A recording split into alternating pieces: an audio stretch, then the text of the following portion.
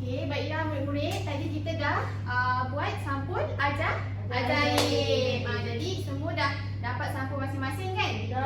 Lepas tu dah dapat tengok ada apa dalam sampul tadi? Ada duit. Okey, awak dapat duit berapa ringgit tadi? Warna hijau, RM5 cikgu. Betul. Okey, Nabila?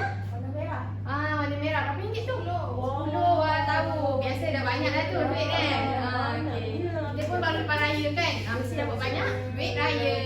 Okey. Jadi sekarang cikgu tahu awak pun dah tahu, awak dah ada basic pasal mata wang ni lah, mata wang kertas ni. Tapi cikgu nak betul-betul awak menguasai lah untuk awak lebih nanti dekat luar awak senang untuk membeli barang ke apa kan. Jadi cikgu nak buka satu video YouTube, video nyanyian. Kita nak menyanyi sama-sama lagu Mata Wang Malaysia. Tapi pertama sekali cikgu akan buka untuk awak dengar dulu. Lepas tu nanti baru kita ikut sama-sama. Boleh?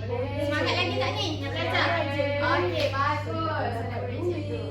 Ya. Okey. 1, 2, 3.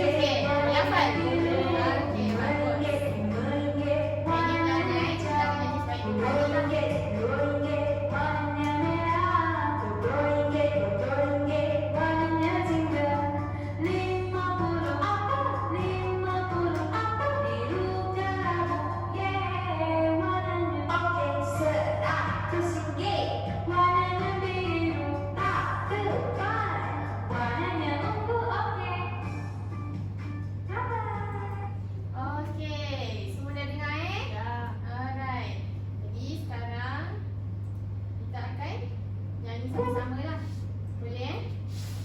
Tapi cikgu nak waktu kita nyanyi tu kita sambil tu kita tepuk tangan. Boleh? Supaya kita bersemangat lagi lah. Okey.